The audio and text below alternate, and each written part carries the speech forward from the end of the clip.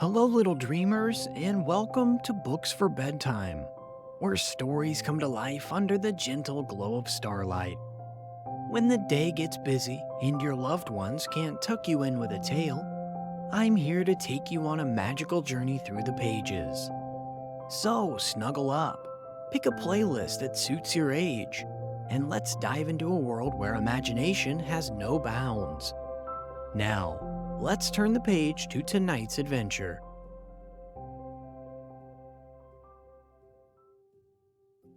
Tonight, we will start on page 1, and we're going to be starting with a story from Moana. It's called Pua and Heihei. And I think we'll even read this next story from the Aristocats, called The Surprise Party. So let's start on page 1.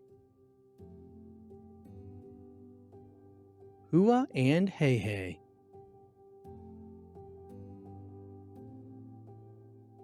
The feast to welcome spring was about to start. Moana and Grandma Tala were busy collecting shells. Moana's pet pig, Pua, tried to help, but the shells he found were never empty. Moana bent down and picked up a small pink one. "What do you think?" she asked. Grandma Tala inspected it. "Yes, that looks right for a chief." Moana was making her father a surprise gift for a feast, an anklet.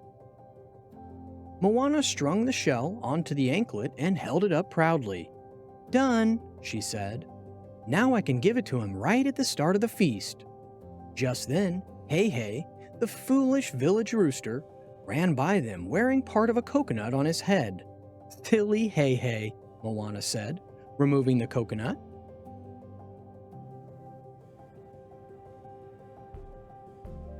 In the village, preparations for the feast had begun. While everyone was hard at work, Heihei just got in the way. Men were busy building the umu, an underground oven. They piled up pieces of wood and dried husks and shells of coconuts. After they started the fire, they added rocks. Heihei kept getting closer and closer to the hot rocks.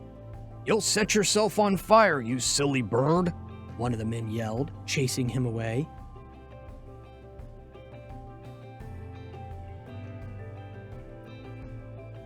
Heihei ran away and stepped on a partially finished platter woven from pandan leaves. His tiny foot got trapped, but he didn't even notice as he dragged the large platter behind him. Grandma Tala attempted to catch him, but Heihei avoided her, leaving a mess in his wake. Moana and Grandma Tala stopped when they saw Chief Tui approaching. Grandma Tala immediately stepped on Heihei's platter to hold it and the rooster in place. Moana quickly hid the anklet inside of her belt, hoping her father wouldn't notice. "I just wanted to see how everything was going," Chief Tui said. Meanwhile, Heihei was pecking and pulling at Grandma Tala's skirt.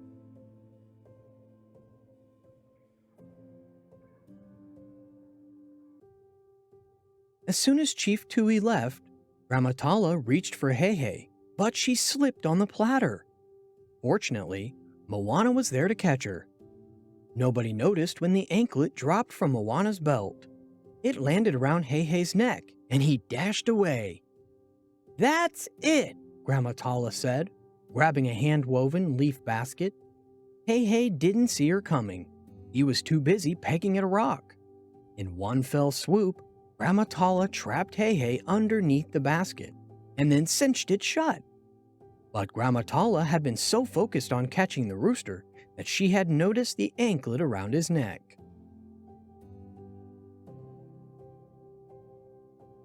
"You can't keep him there forever, Grandma," said Moana. "But we can keep him there for a little while," said Grandma Tala.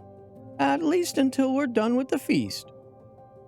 Moana agreed it was a good idea, so Grandma Tala put the basket aside. Then Moana checked her belt. She gasped when she realized the anklet was missing. "Oh no!"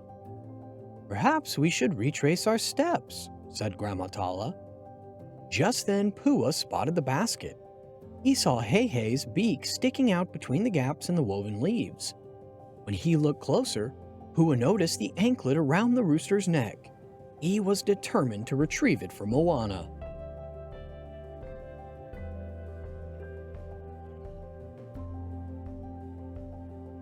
But first, Pua had to open the basket. He rolled it over and over, but that didn't work. The basket was just too strong. Then he tossed a coconut high into the air toward the basket, but all that did was knock the basket over. Next, Pua put the basket on top of a stick. Then he backed up and took a running start. Pua jumped onto the stick and the basket went flying through the air. Plop!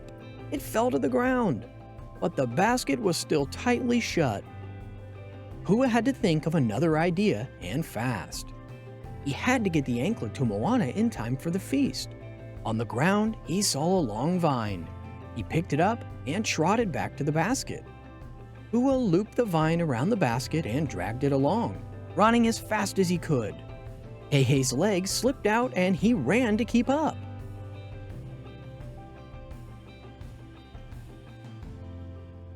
When Pua heard music, he knew the feast was about to begin. He had to do something drastic. He dragged the basket towards a slender tree and tossed it onto a branch. Then he jumped up after it. When Pua bounced on the branch, Heihei's basket flew into the air and then back down to the branch again. The higher Pua bounced, the higher the basket flew. Finally, Pua bounced so high that the branch flung the basket straight into him. The two animals soared through the air. Pua and Heihei squealed and clucked.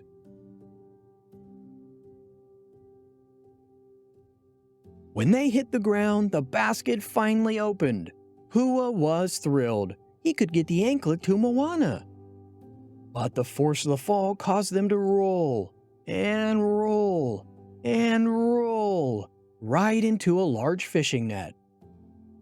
Though the feast had started, Pua and Heihei rolled right up to Moana.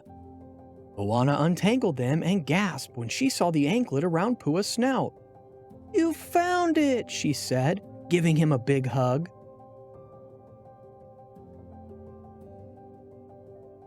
Later that evening, Moana gave Chief Tui the anklet, and he proudly put it on. "I love it," he said. As Moana and her father hugged, Pua heard a strange sound. It was Heihei. The rooster couldn't cluck because his beak was buried in a piece of driftwood. He also had gotten tangled up in pieces of the basket again. Fortunately, Pua had become an expert in getting Heihei out of tricky situations. Story number 2 this evening is from the Aristocats, The Surprise Party.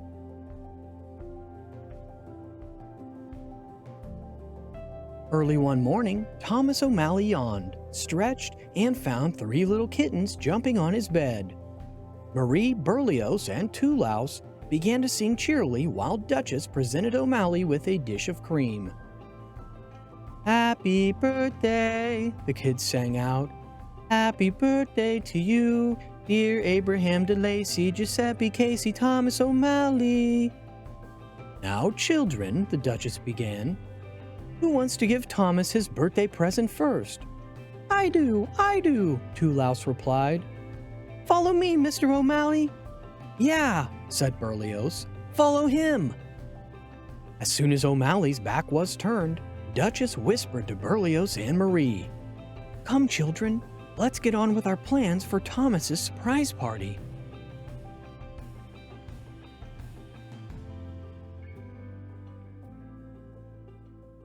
Toulaus led O'Malley into the sunroom. "This is where I do my greatest work," Toulaus announced, "and today I'm gonna paint your portrait. Face this way, please, and don't move." Squish, splurt, splat. Toulaus began squirting paint from various tubes. O'Malley was so busy watching Toulaus that he didn't see what was happening behind him.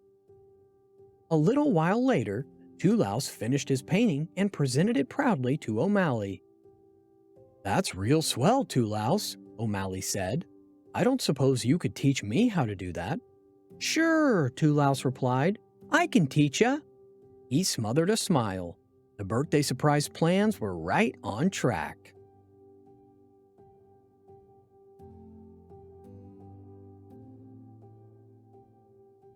Toulaus showed O'Malley how to mix paints to get different colors. Then they outlined a picture. Finally, they painted, and painted, and painted. "I never had such birthday fun in my life," O'Malley said when they were finished. "I can't wait to show this to Scat Cat and the band when we jam." Just then, Marie and Berlioz walked into the room. Our turn, Marie said to O'Malley, climbing up to her spot atop the piano. "Would you like to hear some scales and arpeggios?" "We planned a special birthday song just for you," Berlioz said. "Want to hear it?" "Well, sure I do," O'Malley said.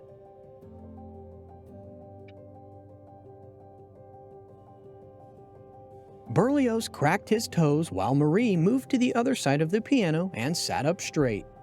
She made sure O'Malley was looking at her, not outside, where the others were setting up his surprise party. "Okay," Berlioz said at last. "Are you ready?" "Ready," O'Malley replied. Berlioz stretched along the keyboard and played their new song while Marie sang. O'Malley was loving the tempo and couldn't believe they had written him his very own tune. "You can join us if you want to, Mr. O'Malley," Marie urged. Soon, O'Malley was singing along. "Thank you for the best birthday song I've ever heard."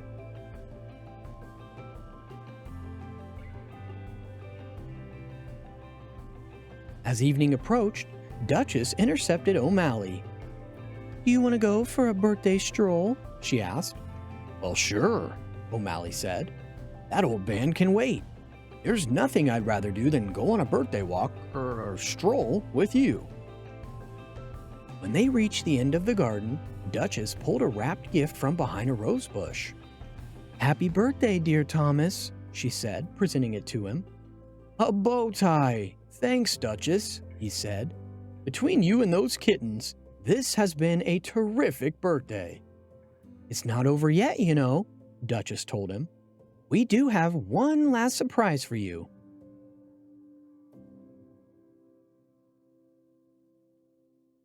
Duchess led O'Malley into the dining room. "I hope everything is to your liking," Madame said to O'Malley. Louse, Berlioz, and Marie were there with Roquefort, too. "Happy birthday!" they all called out. They had prepared all his favorite foods. O'Malley and Duchess even shared a salmon souffle. "Say, what a terrific birthday," O'Malley said. "I do think it's almost time for bed, though, little ones." "Before we go to bed, can we go look at the stars?" Marie asked. "Oh, yes," Duchess agreed as they all headed outside. "That's a wonderful idea." "And Thomas, I have to confess, the dinner was your second to last birthday surprise."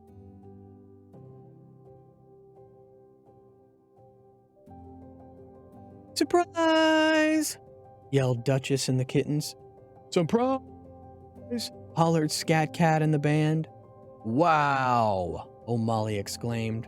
Turning to Duchess and the kittens, he asked, "How did you pull this off?" "You were with me all day." Marie giggled. "Well, sometimes some of us were with you, while others of us were preparing," Duchess concluded. When the night finally ended, O'Malley turned to Duchess and the kittens.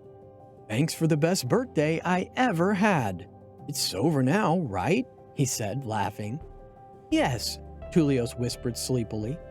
"Happy birthday to you, Abraham DeLacy Giuseppe Casey Thomas O'Malley." Let's do one more story tonight. This is called Briar Rose to the Rescue.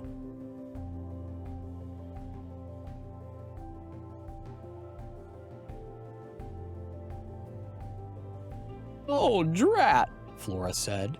"We're out of wood." "No wood?" Merryweather asked. "But how will we stay warm overnight? Why, with no fire, we'll freeze." Briar Rose smiled at her aunt. She loved her dearly, but Merryweather certainly had a flair for the dramatic. "I'll go fetch some more," Briar Rose offered. Then, putting on her cloak, she stepped out of the cottage. "I'll be right back," she called. Briar Rose didn't have to go far to find wood. By the time she had taken a few steps into the forest, her arms were full. But as she turned to go home, Briar Rose heard a noise. Hoo hoo, hoo hoo. Briar Rose spun around to see her friend the owl perched on a tree branch. "Why, hello there," Briar Rose called back. "How are you this evening?"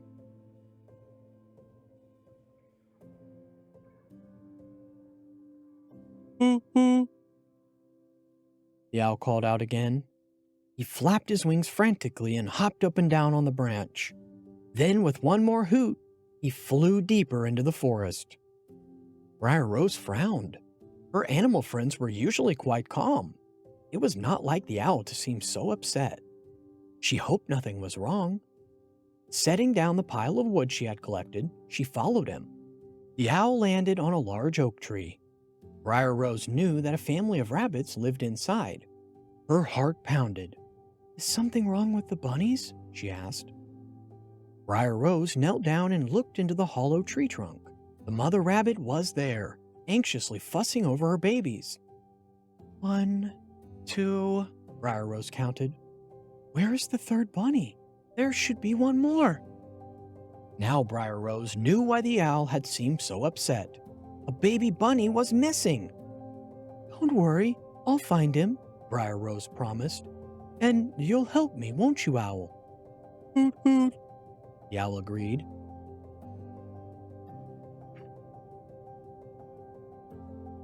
Briar Rose stood up and looked at the forest trail. The sky was growing dark, but she could just make out tiny paw prints on the ground. "Look," she said, pointing at the trail. "You went that way. Let's go." Briar Rose followed the trail, with the owl flying close behind. But the deeper she got into the woods, the more the trees blocked the moonlight. "Soon I won't be able to see a thing," she said. As she spoke, a cloud of fireflies flew up to her. They blinked on and off, lighting up the path. Briar Rose smiled, surprised. "Oh, thank you," she said. "That's much better."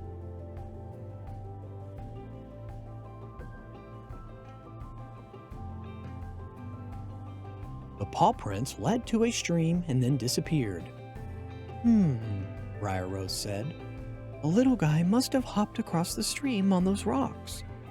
Briar Rose started to step on the nearest rock, but it wasn't a rock. It was a turtle shell. A sleepy turtle poked her head out of the water. "Oh my," Briar Rose said, pulling her foot back. "I'm so sorry. I didn't mean to step on you.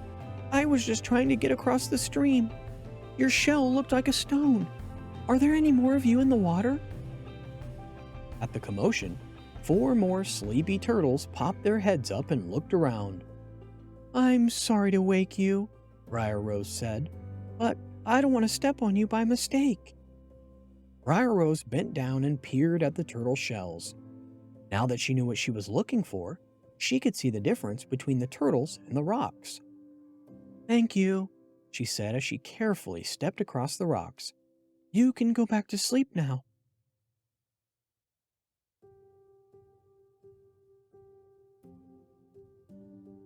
On the other side of the stream, Briar Rose spotted the bunny's paw prints. All around her, the sounds of the forest filled the air. Crickets chirped. Tiny wood mice scurried through the pine needles. Bats flapped their wings as they swept through the trees. But Briar Rose barely noticed. She was too focused on finding the bunny. Suddenly, 2 yellow eyes appeared in some nearby bushes. Frightened, the fireflies fled. The owl let out a startled hoot. Briar Rose walked towards them. "Who's there?" she asked. A small red fox trotted out of the bushes. Briar Rose smiled. "Hello there," she said. Briar Rose pointed to the trail of footprints. It had grown so dark she could barely see them. "I'm looking for a lost bunny. Have you seen him?"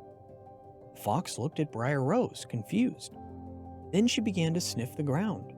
A moment later, she turned and walked away. Briar Rose quickly set off after the fox. "Hoo hoo." Suddenly, the owl let out a warning cry and flew in front of Briar Rose. She stopped and looked down. right at the edge of a cliff. The fox was making her way across a fallen tree to get to the other side, but Briar Rose had nearly stepped over the edge. "Thank you, Owl," Briar Rose said. "It's a good thing that you can see so well at night." Then, following the fox's lead, she carefully walked across the fallen tree.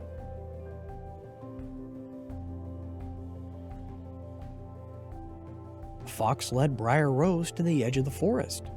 Ahead, she could see a cottage with a big vegetable garden. "Thank you," Briar Rose called out to her new friend, but the fox had already disappeared into the woods. Stepping out of the forest, Briar Rose headed toward the cottage. The moon shone brightly overhead, and she could easily see the missing bunny sleeping happily in a patch of lettuce. Laughing softly, Briar Rose picked up the bunny and made her way back over to the fallen tree, across the stream, and to the hollow tree that was home to the family of rabbits. "Here you are," Briar Rose said, placing the bunny inside the hollow, "safe and sound." The bunny's mother, brother, and sister were so happy to see the little bunny was home. They all snuggled up, ready for bedtime.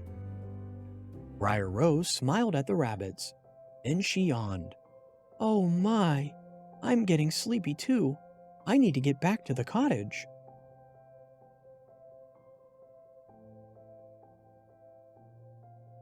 Gathering her firewood, Briar Rose returned to the cottage, where the three anxious ants were waiting for her. "Where were you?" Laura asked. "We were so worried about you," Fauna exclaimed. "We all went to look for you, but all we could find was an abandoned pile of wood," Merryweather said. "We thought someone had kidnapped you." "I'm sorry," Briar Rose said. "It was an emergency. Besides, who would want to hurt me?"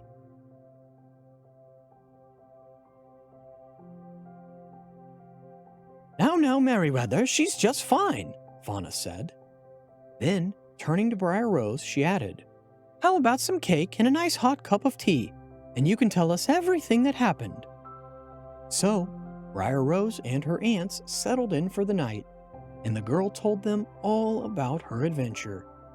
The end. Dear friends, before we drift off to dreamland, let's give a thumbs up to share these stories with more little dreamers. Each light is a twinkling star in our story night sky.